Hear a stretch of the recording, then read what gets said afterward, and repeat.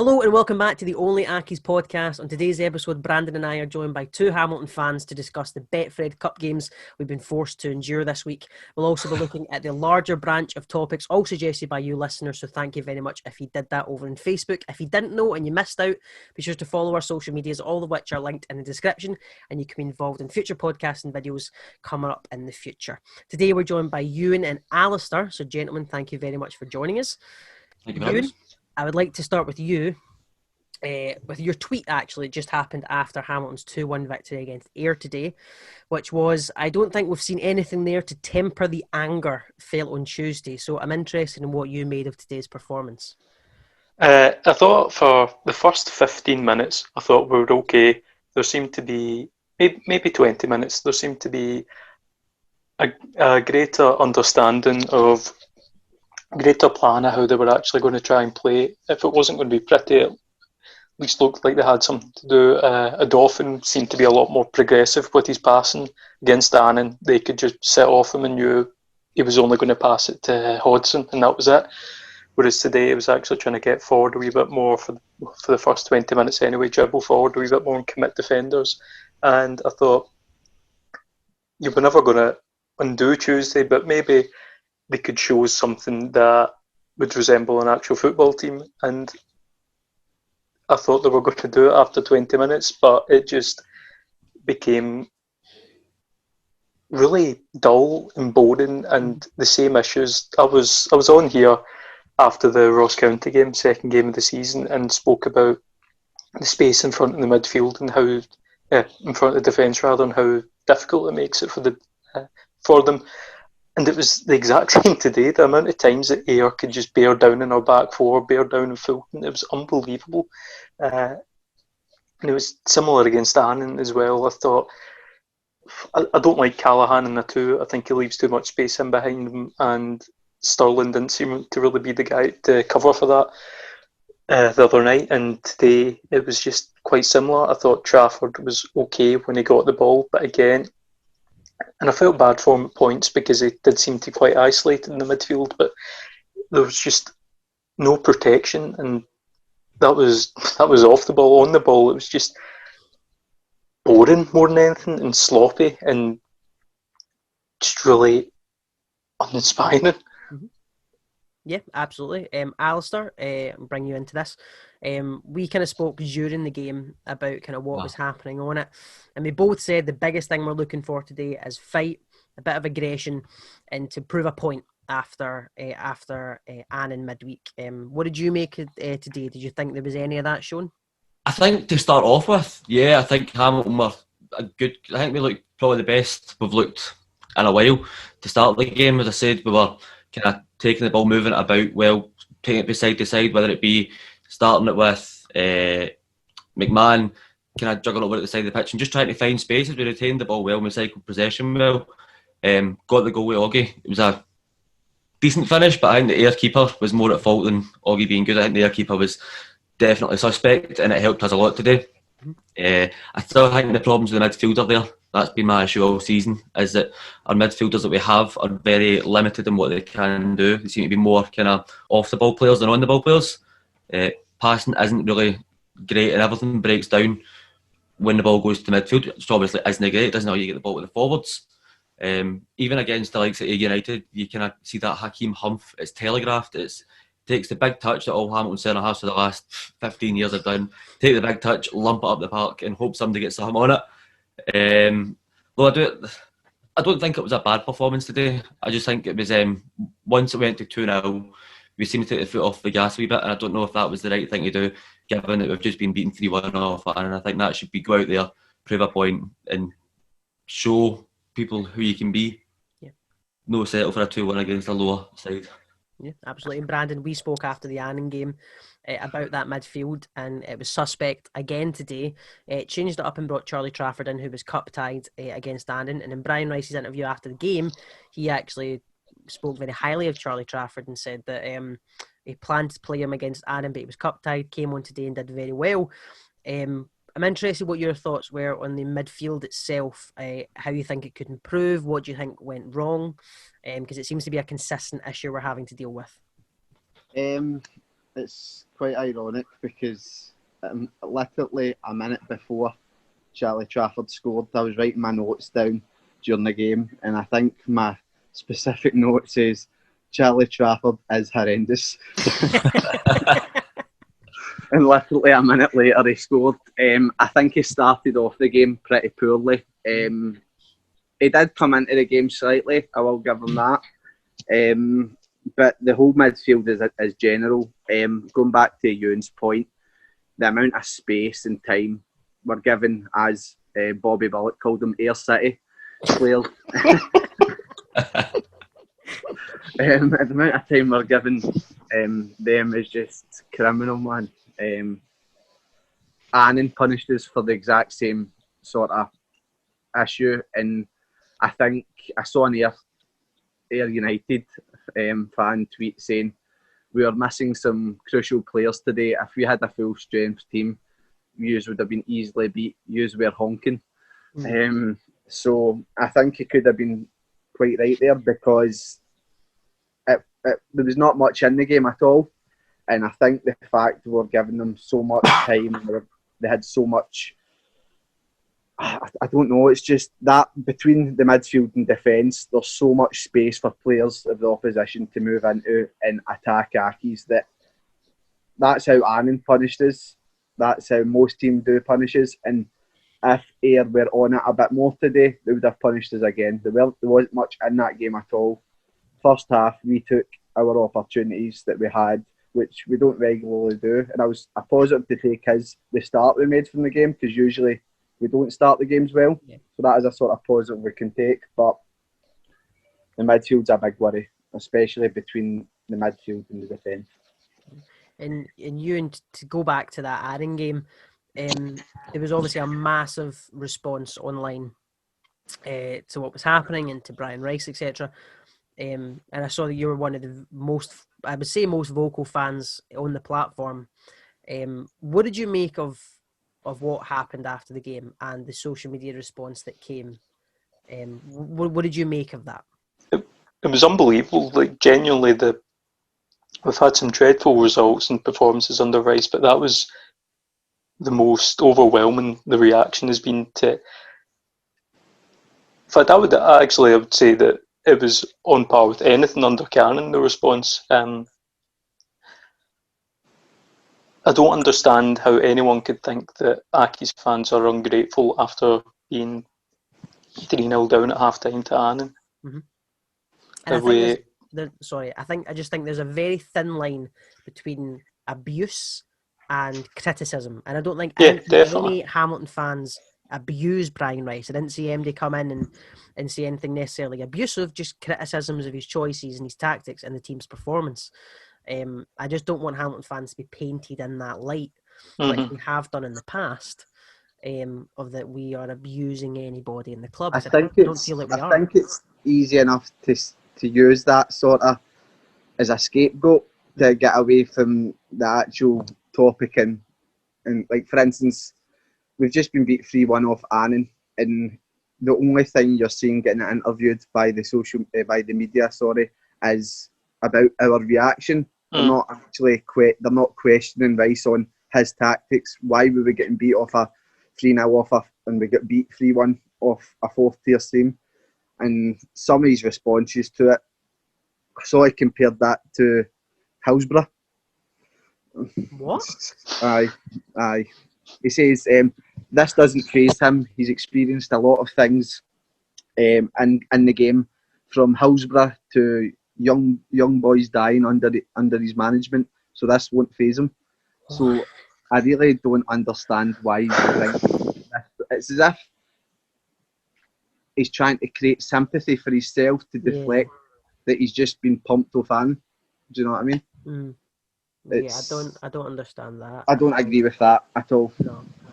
No, I don't. I don't understand that comparison at all. Like, losing a game 3-0 is very, very different from a disaster at a football match. What I will say is, I think the backlash that is the worst I've seen for Rice, people going for him since he's come in.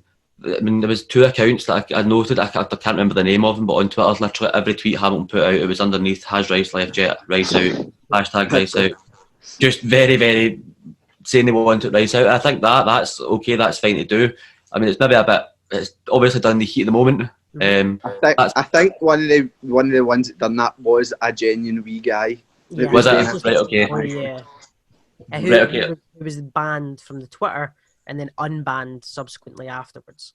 Right, okay. But I think that's of course you've got the right to, if you're frustrated, you've got the right to voice that.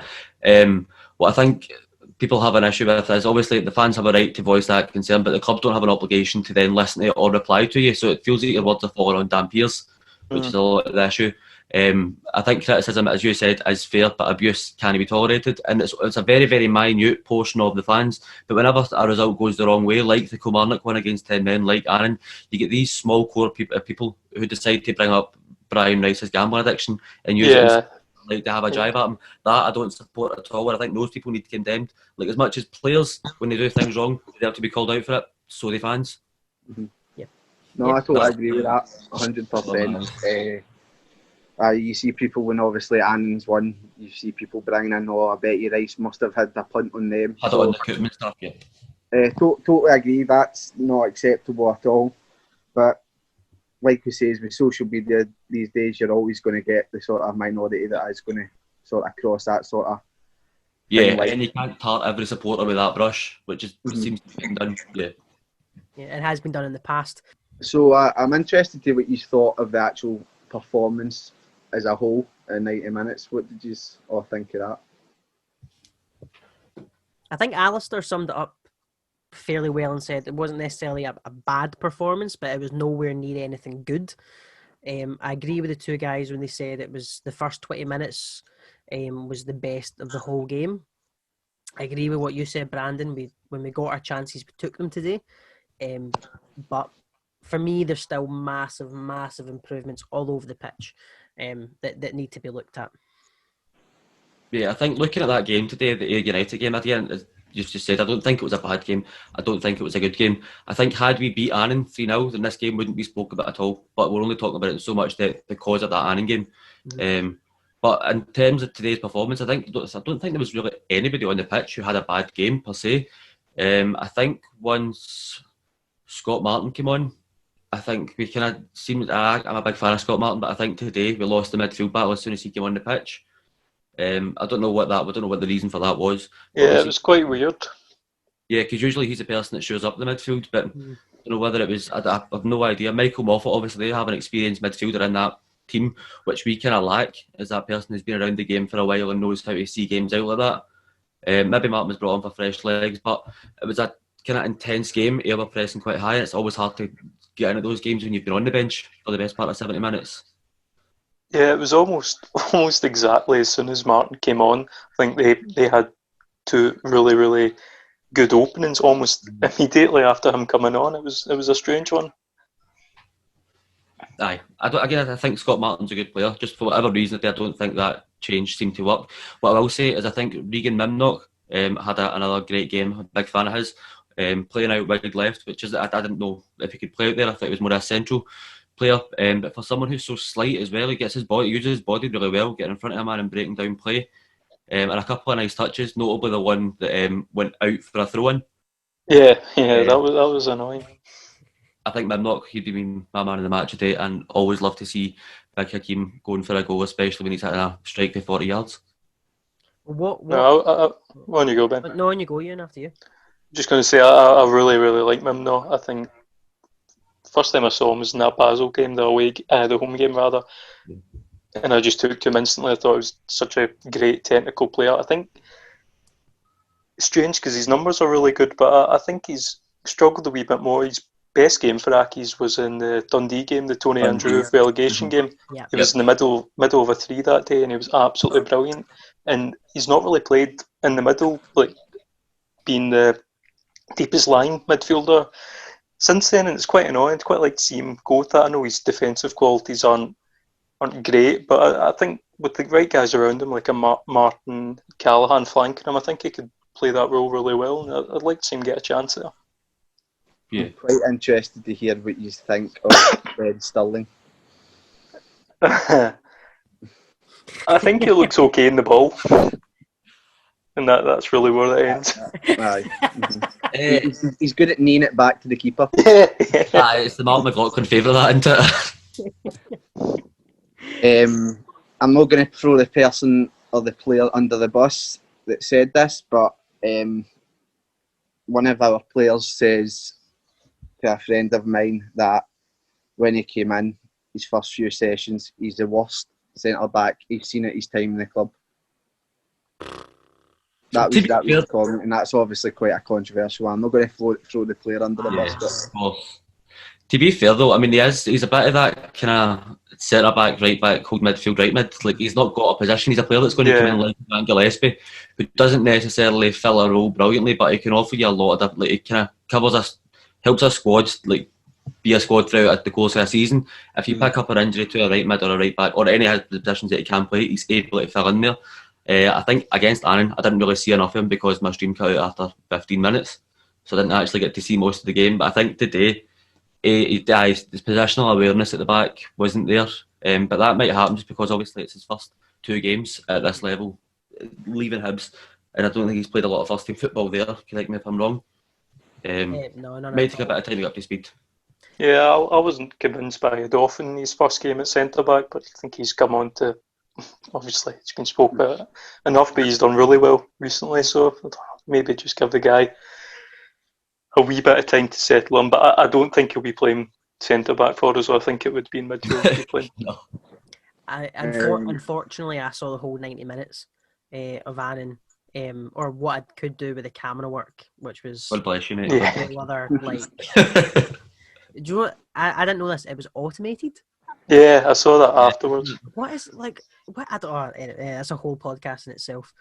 I saw the full 90 minutes where he played midfield. I actually thought he looked better today as a centre back. All right. I know I can see Brandon's face. I thought he actually looked better today as a centre back than he did as a midfielder. Not saying that he was good as a centre back, but I thought he looked more comfortable in himself in that position than a midfielder. But I do agree, I can't see him playing a centre back for us full time. I imagine he'll jump in there if needs must. More than anything, yeah, we've already got Easton, Hamilton, and Want who were all out today, and McMahon can play there on a 3, so I don't think he'd be playing there full time. No. Another point I'd like to touch on before then going into a specific player as well is, what did you think? Obviously, we were expecting a reaction after that performance on Tuesday. I don't think there was a reaction there at all. Yeah, we might have started the game off a wee bit well, but surely Rice has obviously came out and says he's delighted for the boys. I wouldn't be delighted after you've just been so fanning and then you've gave out that performance. That game could have went either way. Ayr scored their 2 chances. Scored their chances early on. It's a completely different game. We've scored our chances. That's put us in the lead. They've had many chances after that. A slightly better team, even possibly a worse team, converts their chances. It's a completely different game. I was just very disappointed. Yeah, we've won, so we can't really be that disgruntled about it. But I was really hoping for a bigger reaction and a much better performance, and I think that was just quite a worrying performance once again. No, definitely. It reminded me actually a wee bit of Alex McLeish's last game for Scotland, the San Marino game, immediately after the Kazakhstan game, and it was just nothing that they would, either team, Scotland then and Accies now, nothing that they would have done would have relaxed the fans or eased their worries or anything like that. But you don't want to be in an even worse position by not having a reaction. I think the lack of a reaction, I don't think it's more worrying for fans, but I think it's not going to make you optimistic whatsoever. The fact that Rice can't lift them, or they can't lift themselves, or both, after such a bad result, such a bad performance, that's really quite concerning. For me, the lack of a reaction is a reaction in itself. The fact they didn't have a reaction after the Annan game, for me, just shows kind of mentally where they are, maybe kind of what Brian Rice is capable of in terms of getting them pumped up for games. I mean, what David said to me just after the game there today was that it showed him that for a lot of the players, just showing up against Annan was good enough. All they had to do was show up and they were going to get a win, and that obviously wasn't the case. Alistair, what did you make of it? I mean, there's obviously going to be a reaction of some sort. That's always going to happen because you can't like just avoid the game. As I said, I think the first 20 minutes we were good, not a great side, but a good side. Better than competent, I would say. I think that we scored a goal kind of early on, and once it went 2-0 again, I think the team just took the foot off the gas. I don't think that does anything to help the players in terms of how the fans are going to react, or especially with Rice as well. I think after you get beat off Annan, you're getting beat off Annan 3-0 at half time, you really need to come out and give the fans something to be happy about. And that it wasn't done. Had we kept that pace up for the full 90, this could be a very different conversation. Obviously, I'm still going to consider the Annan game and talk about it, but that performance today got the job done, but not what you would like to see as a fan. Yeah, and cup games in general seem to be a massive issue for us over the years. And Ryan, yes, Brandon? What I was going to say is, did you think with the £15 you paid today, you got your... I feel that the technical issues after half time, when we started hearing two people's voices, that was a bit of a displeasure for me. Yeah, we spoke about the commentary team before in the past, and people have said quite a lot on social media. So we'll try not to touch that too much, but it's That's what it is. It is what it is. It is what it is. The club are going to improve it. And then another point is Augie, and we scored our first goal from, I'd classify, they say both are from open play. The Trafford's kind of a attempts free kick. Yeah. So I don't know if you can say both of them, but I think Augie's is more to do with the sort of cross. I think it's a brilliant cross from McMahon, and all it needs is a slight touch. Yep. Yeah. Like Alistair touched on it. The keeper was poor, and that helped us today. But it is quite worrying, the lack of creativity that we're still doing. You know what I mean? One of my kind of favourite players from today was actually Callum Smith. I thought he was very, very direct. Every time he got the ball, the first thing he did was turn towards goal, try and if he was off the ball, he was trying to make a run by. He tried. Yeah, that's what I mean, and that's more than most have done so far this season. Yeah. Is try and make runs beyond the defender, and to me, that's at least showing that someone on the pitch is trying to create something other than David Templeton. Yeah, I think the biggest issue going forward is been the same as even under Alex Neil. This was a big issue. We've not had any wingers. Like, we've not had width in our team for as long as I can remember, since the two pie shows. We've not had good people that can play out wide. We've obviously got the likes of Justin Johnson, Lewis Smith. Lewis Smith, I think, is a cracking player. Take run away, I think he's one good option. But then you need to have that balance on the other side as well. And we seem to put our creative players that enjoy playing out in the wing and play better there. We put them in a kind of 10 role and expect them to do the same thing when you're being marked with two holding midfielders, and you get a lot less space in there as you do out wide. I think width would be a brilliant addition to Hamilton, but I don't know if our central midfielders are good enough to allow us to have those players.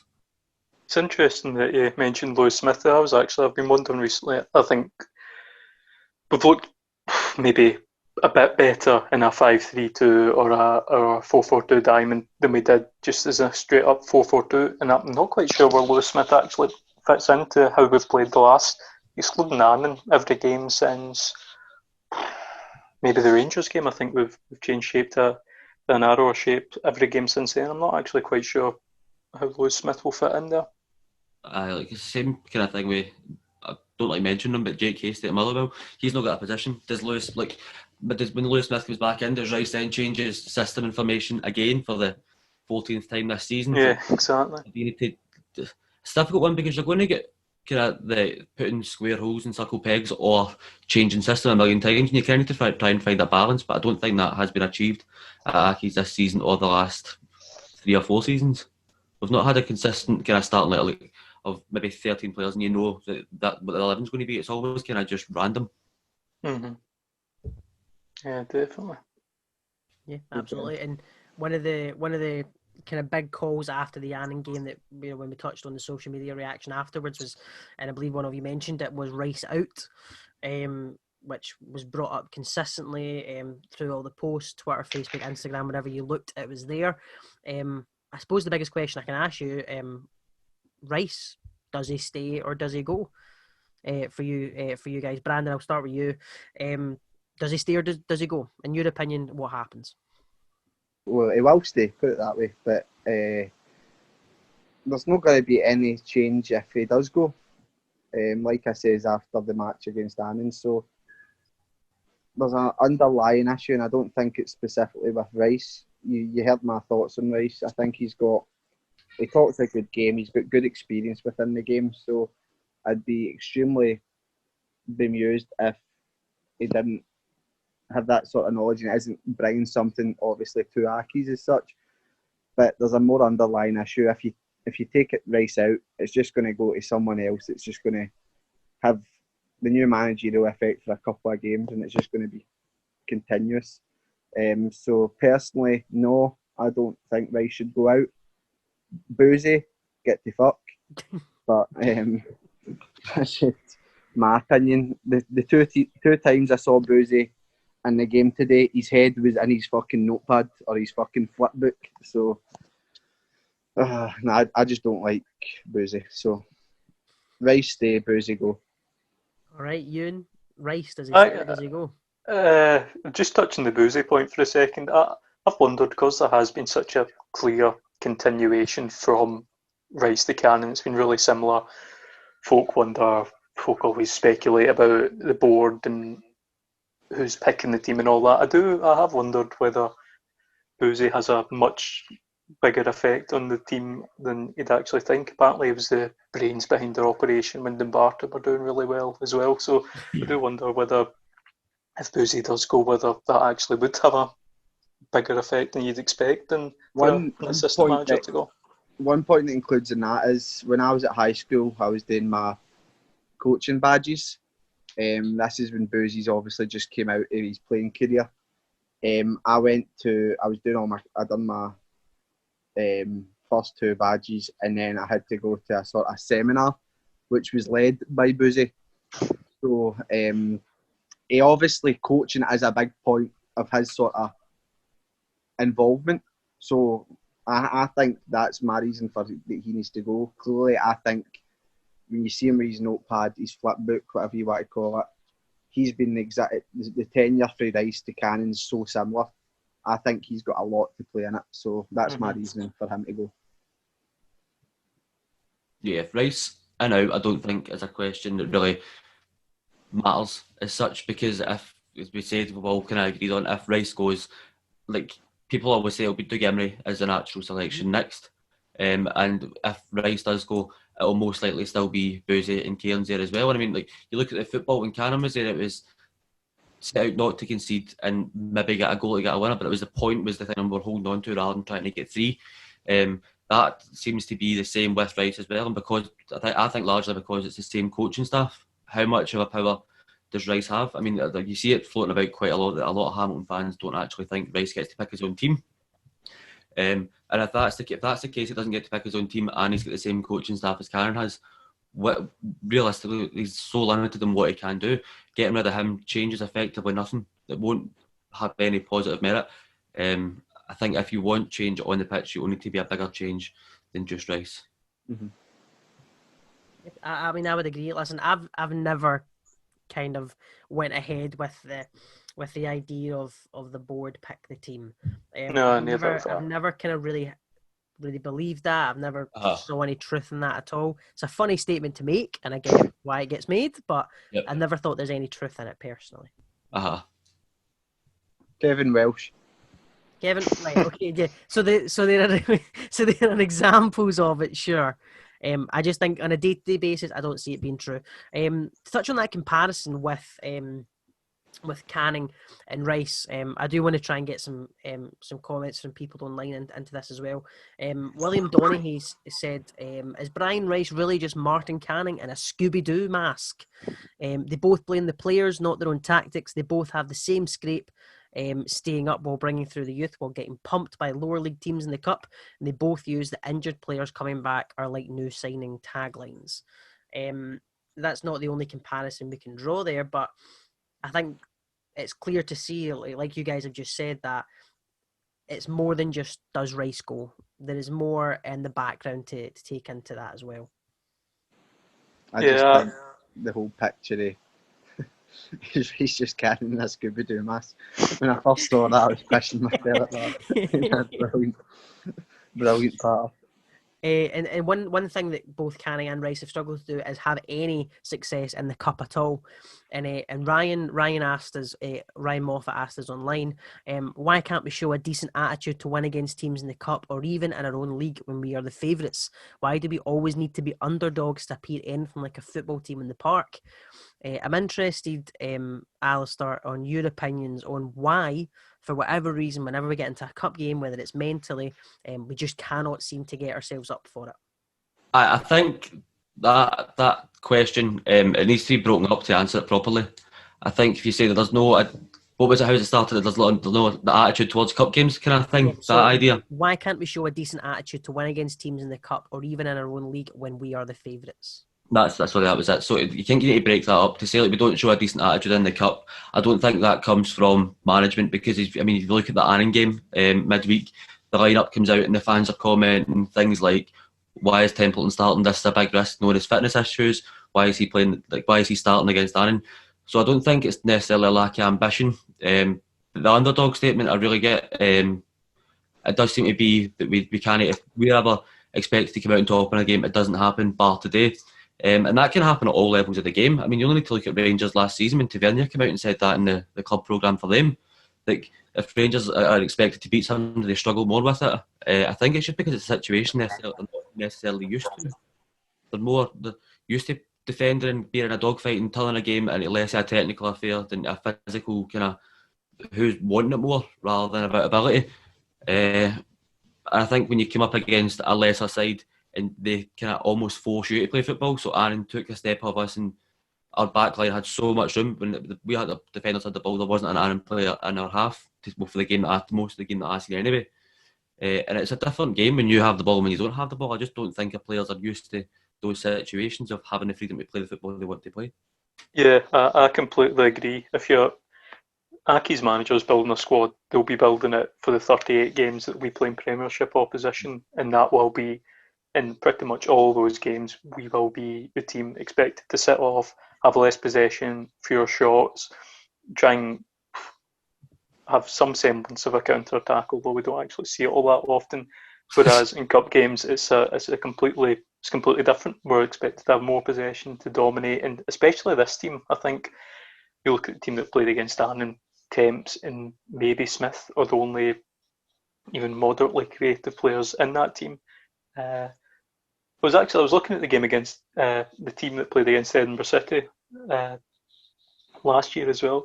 Even that had Mikael Miller, Andy Dales' one good game, Blair Alston, McGowan, McMahon. They're relatively great, can create in games like that. Whereas the other night, there was absolutely nothing. None of those players, because the squad has just been filled with players who, by and large, will run about and kick people more than anything.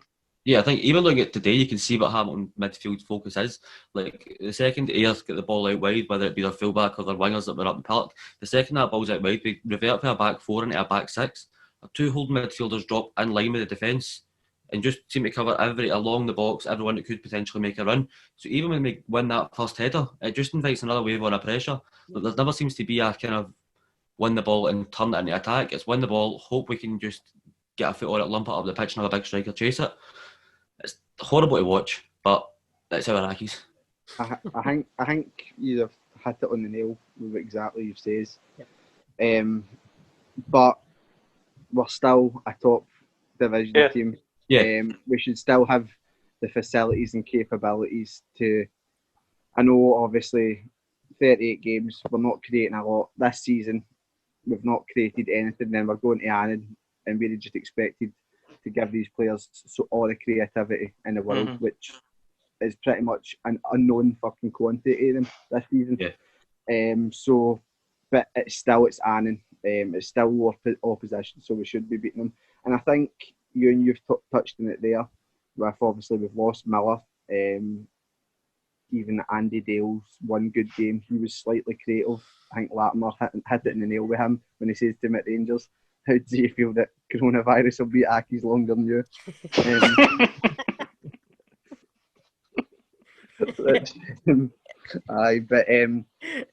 We need a creative player, in my opinion, to add to the squad. I'm sure there'll be free agents out there. I think you saw with the list that it's not going to do us any harm in adding a creative midfielder to that squad. Would you take Andre back? Yes. Would you? Yes. I'm still Andre. My screensaver on my laptop's him at Easter Road with the arms up. Like. No, I've got a picture up in my living room in everything, but I'm not saying that he's exactly fucking a game changer now. He's clearly not the player that he used to be. It's St Mirren showed that, and at his second spell with us, he showed that as well. But is he worse than what we've got in the sort of creative department? Not at all. I would say definitely not. But I don't even think that a creative midfielder would be starting every week as well, because you'd imagine Temps will be in that role, but just to take the burden off him a wee bit to get, because he's going to be injured as well. I think there's no doubt about that. So someone to just come who might be able to come in and actually do a job when he does get injured. I think that was a kind of hopes of Blair Olsen as well, but that never seemed to retain much. Whether it's because again didn't have St Johnson are world beaters, but they seem to earn more freedom to play football than we do. Teams obviously come to Hamilton, they press our back line very, very hard.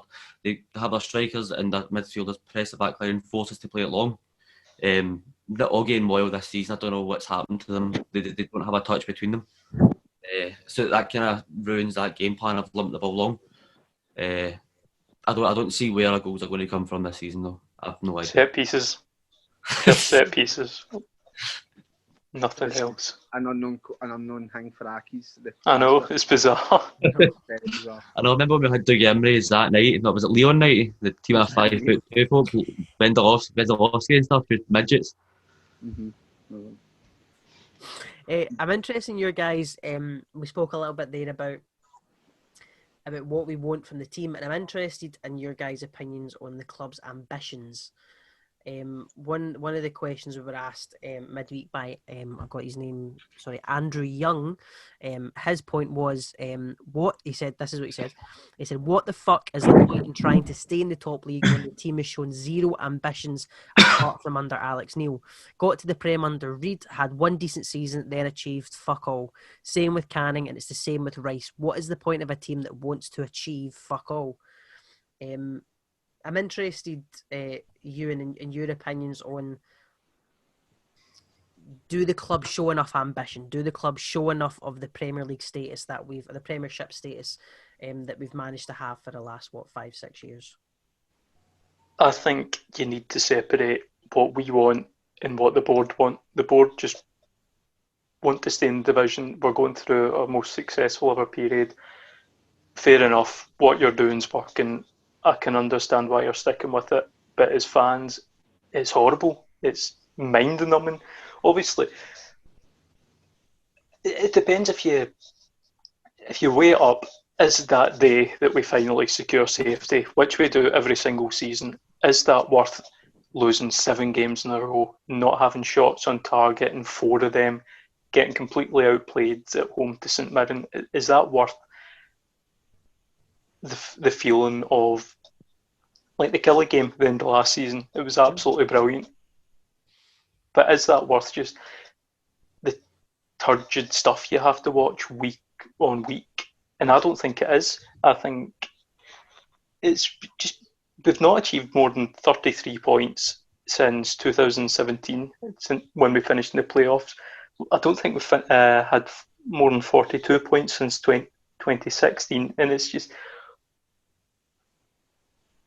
so, it sounds ungrateful because there have been Accies fans who've been born and died and not seen us in the top flight in as many seasons as we've seen in the last few years. But it's just so draining, the same stuff every single season, every single week. And you can predict what's going to happen before a ball is kicked. Yeah. Yeah. Before a ball's kicked in the season, even. Yeah. We'll lose the first game. 5 games and we turn it into Brazil. Yeah, exactly. I think with what Andy Young said, I wouldn't necessarily say we were showing ambition under Neil. I think it was just, and I don't think the board were showing ambition under Neil. I think it's just a different mentality which Neil produced and the style of play that he wanted and he delivered. So I don't think much has changed since the board have. Obviously, you could use the excuse, and the board will always give you the excuse of, okay, you're happy to be in the top tier all the time, or do you want us to go and do a Ross County, spend a little bit more, but then next season you'll get relegated? Mm-hmm. That worth the risk? So you can always use the argument in both sort of terms, but like you said, it's just every season it's the same thing. It's mind numbing and it's so painful to watch. Would expect a sort of wee bit of just something. Do you know what I mean? Go for something. Exactly. There hasn't been at all. We've not finished above 10th in 5 years.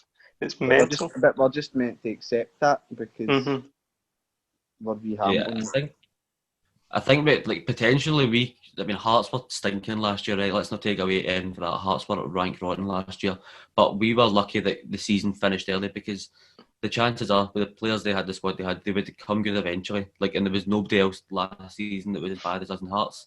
This season, I don't see there being anybody who's going to consistently be as bad as us. I mean, Livingston haven't started great. St Mirren are a bit of a bad patch now, but these are teams that they'll get a little bit of form, whether it be 3 wins or 2 wins in a row that Hamilton just never seem to get. It's 1 win, 4 losses, 2 draws, then a win again, but we never seem to have that consistent run of form. But just to go back to the ambition point quickly, it was the ambition of fuck all. I know that it's difficult, that's not really what the ambition is though. The ambition is to stay up into it. That's that feels like fuck all because it's getting beat 29 games a season. But the joy that you get when we do the last game of the season, when we do stay up, that's unparalleled. It's brilliant. It's brilliant to stay up every season. But as you're saying, is it worth 29 games this year to have that one day? I don't personally think so. I'd rather see us in the Championship and winning games. Just beyond anything else, it's more of an enjoyable day when you go out and you're winning rather than because at New Douglas Park, or the Fountain Youth Stadium, it's a lot of negativity and just abuse. New Douglas Park, yeah. It's there's a lot of negativity, and I prefer it when we're in the Championship because you get to see us win. Personally, so that's an age-old question that I actually quite like an answer from each of you on it. Is that it's been asked quite a few times on the channel. Would you rather staying in the Premiership every year or winning more in the Championship? Brandon, what would you rather see? Personally, I would say none to both of them because I don't see why we can't be winning games in the Premiership because the rest of the Premiership's fucking dug meat. It's horrendous at the present moment. Honestly, it is. Yeah, no, you're right. I saw someone made a comment about the standard of the Scottish football bar. The Old Firm, as of recent years, is completely went downhill, and it has. So I've got that comment here if you want it. I know who it was. It was Naylor, wasn't it? Yeah. So Naylor said, how far we have fallen in the years in regards to players we had under Alex Neil and even under Canning to now. This isn't just an Accies problem though; it's a Scottish football issue. Out with the top two. Every other team is ultimately terrible. And maybe bar Aberdeen and Hibs, every other club is a League 2 standard. Scottish football is dross these days. Standard is absolutely appalling. He's right. To be fair, it's mental. See when you look past years, and we just talk about Accies in specific. When you look at our squad from even the Cannon days to compared to now, it's just night and day. It's mental. But John Routledge and Danny Redmond, they both. Well, I'm not sure if John Routledge is still there now, but they're both at the new Saints in Wales, who play Champions League. Davy McMillan, who was Ludwig St Johnson, he's now at Dundalk playing Europa League football. Like, can you imagine anybody in that 11, in that team that we have now, any of them getting a move to play anywhere that would play in Europe? Jamie Hamilton will when he gets his move to Liverpool. But I can't see a single player. United. I forgot about that one as well, actually. Or used to United. But I can't see a single player in our team. Maybe Hakeem Adolphin, maybe him. But other than him, I don't see anybody in that team that gets into any other team in the Scottish Premier League. The standard of our squad this season is the worst I've seen it. And I kind of say that every year. Even when we brought in the likes of Christian Addy and Chris Turner, I wasn't a big fan. But this is the worst team I think I've seen it happen. And what do you put that down to? Do you put that down to the manager not putting through, not picking as good signings as he should? Do you put that down to the board not bringing in the players they should? Or do you put that down to more, there's just not anybody of quality available that Hamilton can afford? I think it's a mentality thing. I think it's confidence. Confidence is key in football. And when we were in the Championship, the last spell, when we brought through players like, I'm trying to think off the top of my head, like Doherty, like Crawford came through in the Premier League, but you bring players through in the Championship and it allows them to have that kind of winning mentality, seed them into a team that way and let them know what winning feels like. Whereas you're bringing players through now, like Regan Mimnock, so just going out to get scalped for 90 minutes and hope to ping a long ball somewhere. That's not a good way to learn how to play football. I just think the confidence of the team needs to take a step up. And the only way to do that is either invest money, which I don't think is a sensible decision now, given obviously no fans in the ground. It's the worst time to do that, or to go down and bring through the youth and let them experience what winning feels like. I think also the fact that, because I keep on touching on it, but our goal every single season is just to survive, and we always do it by the skin of our teeth. There's very little longevity in the team as well, other than the young guys that we're bringing through who we've had developed for a while. There's very few folk non-youngsters, non-academy players who've actually been here for more than 2 or 3 years. There's Augie, there's Fulton. Who else is that? Yeah. It means that there's a constant turnover of players that you just cannot get attached to. They can't build cohesion together. And it just becomes a scramble of get these journeymen in, or folk who just aren't up to the standard, and hope for the best for them without actually nurturing many players. And I don't really know what you do when your ambition is to survive by the skin of your teeth every season. I don't know how you go against that. Every other team seems to have that player that's been there for years and years that they all kind of can just know that they love. The closest thing we had to that was Doug Emery, and even that was over 2 spells. Yeah, exactly. And Temps now as well, and he's. Aye. Brian Rice has came out and says critics who hide behind keyboards, he wants them to come and say it to his face after Airwin. Oh my God! What? He's genuinely turned into a Facebook mob. He's turned into like Sabre on Facebook. He's lost the plot, man. Where have you seen that? Daily Record. Oh my God! He says, I don't go online. People tell me what is said online. If you have something to say, come say it to me and knock on my door. Say it to my face. I don't go online and speak to people who hide behind keyboards. Be man enough to come and shut my door and say, by the way, I don't like this, and that's fair enough. Don't hide behind a keyboard. There won't be much of that after this win today. There is. Well, don't worry, you've got an hour-long podcast on it, mate. Exactly. Don't worry about that. Jesus, he thinks he's shut folk up by a very narrow and lucky win at home to Ayr United. By the way, I don't think Hamilton will be happy with that at all. Because Hamilton, they won't. Really good. I think that'll annoy them to no end. The fact that he's saying things like "come and say it to my face." Never mind when amidst COVID, right? And you can't go close to folk. But even without that, that's a horrendous comment to make. Wow, and that really is kind of like a fuck you to the fans, isn't it? It is. It definitely is. You know what? Fuck again, I'm keeping this in. I'm not going to cut that out. That's bullshit. You can't say that.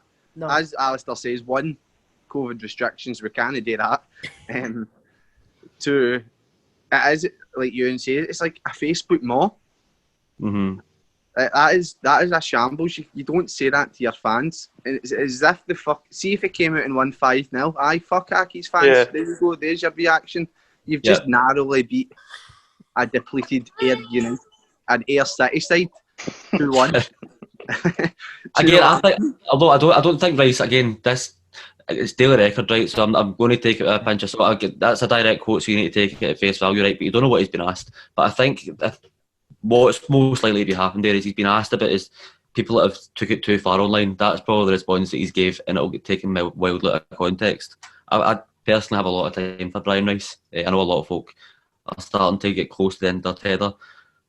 So they are, but he's not really helping himself at all with these. No, like that. After Annie, he didn't help himself with no even making an appearance. Yeah, of course. Maybe even a wee apology, I don't know. But then the fact he's came out there and he's like, come on, fuck, man. I squaring up to folk via daily records. No, a good way to call it. I just don't understand. First we had Cannon's dad try to square up to fans now we've got Brian Rice. I just don't understand the mentality of I get pumped midweek by a League 2 team. I've come out, narrowly beat a championship team 2-1 at home. Look at me, fucking Billy Big Look Ball. at me, come and say to my face now. Look at me, I've just beat Air. Come on. It's like, just insert Jordan Belfort gift here. It's like, I'm not fucking leaving. I don't get that. That's their manager and how much they love PR coming out and being so antagonistic and getting so much bad. This will bring bad publicity. They'll be absolutely fuming. That we don't need as well. We don't need the bad publicity. After getting 3-1 off Aaron, the last thing you need is more bad publicity. Don't be squaring up to folk in the record. Criticism is 100% deserved. Yep. People are allowed to voice their opinions. Yes, we might not be paying money as fans that much just now. We're paying for PPV per game. But we've been there before. He's been there. We'll be there long after he's there. We're 100% entitled to our opinion. Yep. And as is every other team, we should not be getting beat off Annan. That criticism's deserved. For him to then come out and act the Billy Big Box because he's just beat Air 2-1, he's not doing himself any favours. People have given so many chances with so many things, and to have that sort of attitude to the fans, it's not going to go down well. And to me, that sort of shouts out that he's lost it. I think you've made a really interesting point there of even after he's gone, we'll still be here. Because you get like, to be a Hamilton fan, you need to be loyal because it's no easy. It's 99% of the time just being like, why are we so shite?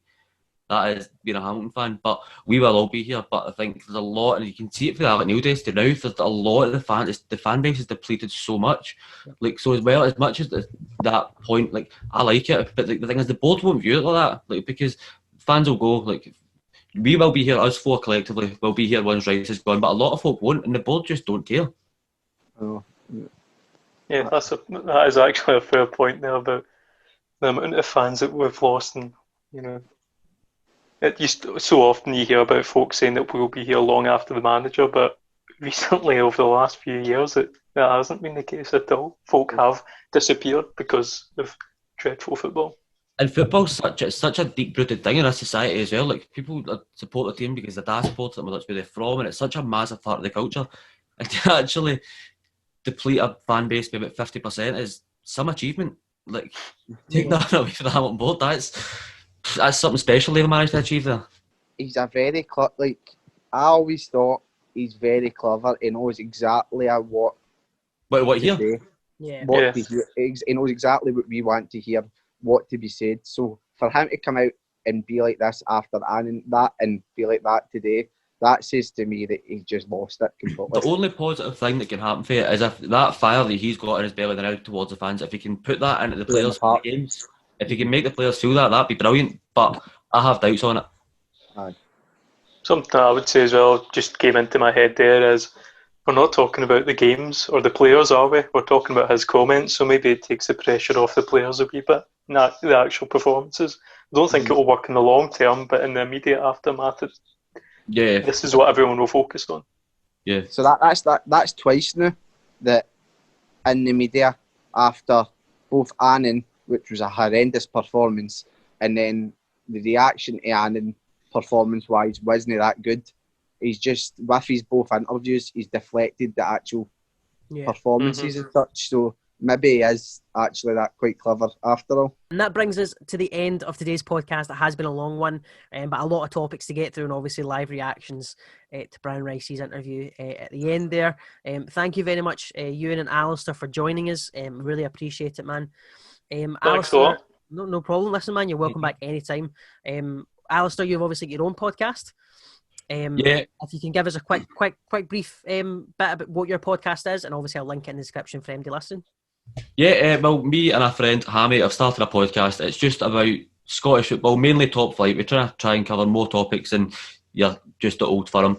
If you're interested in just kind of the light side of football, just having a laugh about stupid things, really, that's all it is. It's the Armchair Pundits on Spotify, Apple Podcasts, Anchor, any other platform you could want, and at Twitter, at TA Pundits. Fantastic. Thank you guys very much for joining us. Hope you guys have enjoyed listening. If you did, go ahead and leave a like rating. Be sure to let us know all your thoughts on all the topics we've discussed in the comments, or again on our social medias, all of which are linked in the description, along with the Armchair Pundits podcast. And we shall see you next time. And we're just away to Brian Rice's door. We're just going to see Brian Rice. Cheers, Jim.